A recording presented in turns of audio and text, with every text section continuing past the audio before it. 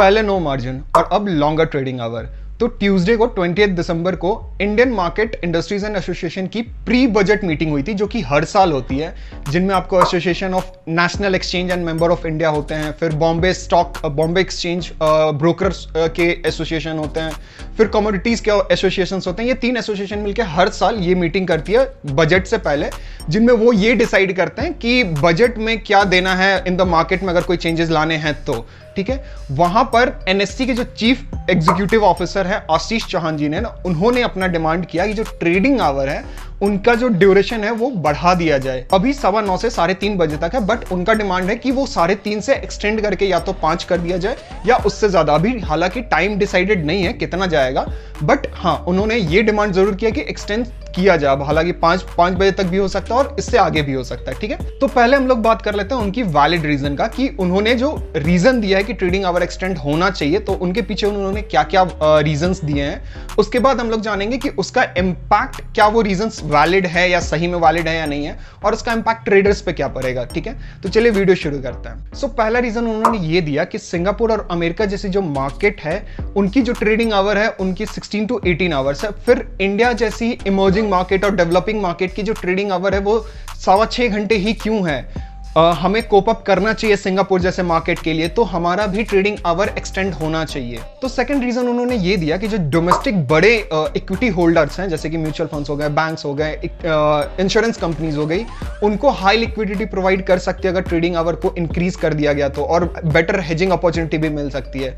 Liquidity मतलब उन लोगों ने उनका मतलब ये था कि जो ट्रेडिंग आवर बढ़ाने से वॉल्यूम बहुत ज्यादा बढ़ जाएगा मार्केट में, तो उनके कहने का मतलब ये था। ठीक है, तीसरा रीजन उन्होंने ये दिया कि जो कमोडिटीज मार्केट है वो भी तो अलाउ कर रही है लॉन्गर ट्रेडिंग आवर का, जैसे सुबह 9 बजे से लेकर रात के 11:55 तक उनका ट्रेडिंग आवर है, तो हमारा क्यों नहीं हो सकता है। तो ये 3 रीजंस मिस्टर चौहान ने दिए थे इस मीटिंग में। तो हालांकि 2018 में ही सेबी ने अलाउ कर दिया था एक्सचेंजेस को कि आप अपना ट्रेडिंग आवर इंक्रीज कर सकते हैं इक्विटी एंड डेरिवेटिव्स में, जो कि 11:55 तक लिमिट है। इस बीच में आप कब तक जितना चाहो आप उतना एक्सटेंड कर सकते हो।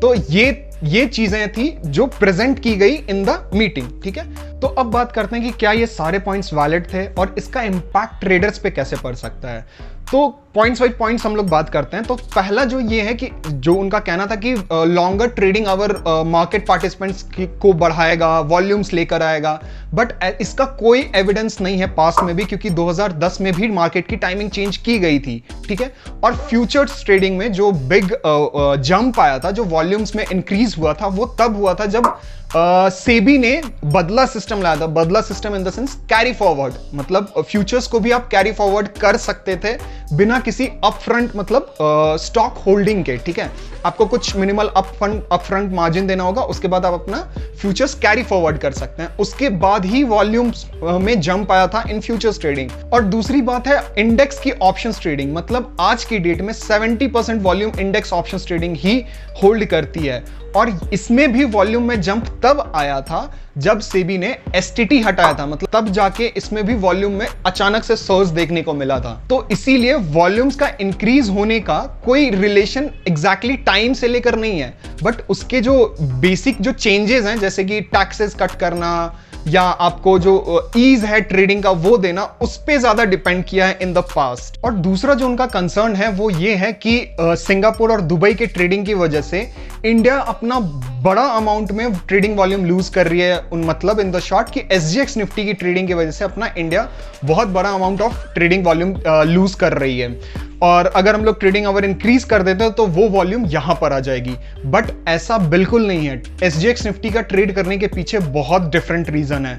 पहला रीजन कि ट्रेडर्स को वहां कोई एसटीटी देना ही नहीं पड़ता, मतलब कोई स्टैम्प ड्यूटी चार्जेस नहीं है। दूसरा रीजन है कि जो ट्रेडर्स है, एसजीएक्स निफ्टी जो ट्रेड होती है वो डॉलर के डिनोमिनेशन में ट्रेड होती है, तो इन्वेस्टर्स के लिए वो बहुत अच्छा हेजिंग टूल है आईएनआर के अगेंस्ट उनको हेज करने का। ठीक है, तो अपने फ्यूचर्स के हिसाब से वो उसको हेजिंग के लिए यूज कर सकते हैं, जो कि डॉलर डिनोमिनेशन में है। तो ये 2 रीजंस हैं, मेजर रीजंस, जो जिसकी वजह से ट्रेडर्स या इन्वेस्टर्स एसजीएक्स निफ्टी को ट्रेड करते हैं।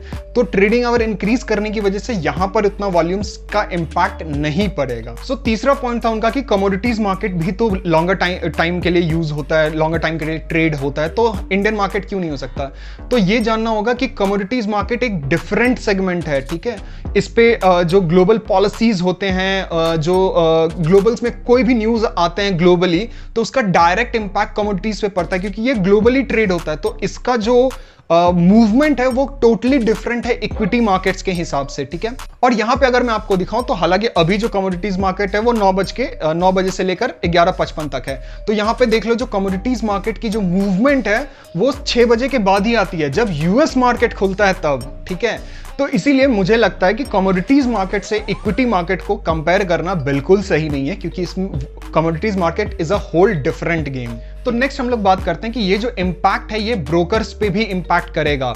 अब ये कैसे करेगा? तो बेसिकली जब भी ट्रेडिंग आवर खत्म होता है हमारा अभी 3:30 बजे, बट ब्रोकर्स के लिए वो ट्रेडिंग आवर 3:30 बजे खत्म नहीं होता है, क्योंकि उनको काफी सारे सेटलमेंट्स करने पड़ते हैं बैक ऑफिस में, जो कि एक्स्ट्रा 1.5 घंटा 2 घंटा और लगता है उनको। तो बहुत सारी चीजें हैं, जैसे रिव्यू नेट पोजीशन हो गया, नेट पोजीशन में क्या है, कितने चेंजेस आ रहे हैं, किसके अकाउंट में कितना मार्जिन शॉर्टफॉल आया है, वो सारी चीजें, बहुत सारी चीजें हैं जो उनको बैक ऑफिस में end of the day complete करना होता है नेक्स्ट डे आगे जाने के लिए, ठीक है।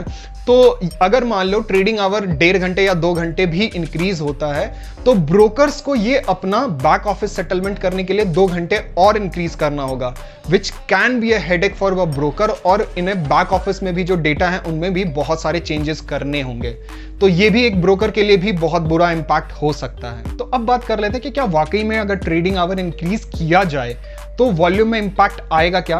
तो पास में भी ऐसा किया जा चुका है। 2010 में मुझे याद है, जो मार्केट ओपन होता था वो 9:55 पे ओपन होता था, तो एनएससी ने उसको चेंज करके 9 बजे ओपन कर दिया था। तो अब जो प्री ओपन मार्केट है वो 9 बजे होता है, 9 बजे से लेकर 9:08 पर, और 9:15 से आप ट्रेडिंग स्टार्ट कर सकते हो। तो जो वॉल्यूम पहले 9:55 से लेकर 11 बजे के बीच में होता था, वही वॉल्यूम शिफ्ट हो गया अब 9 बजे से लेकर 10 बजे तक।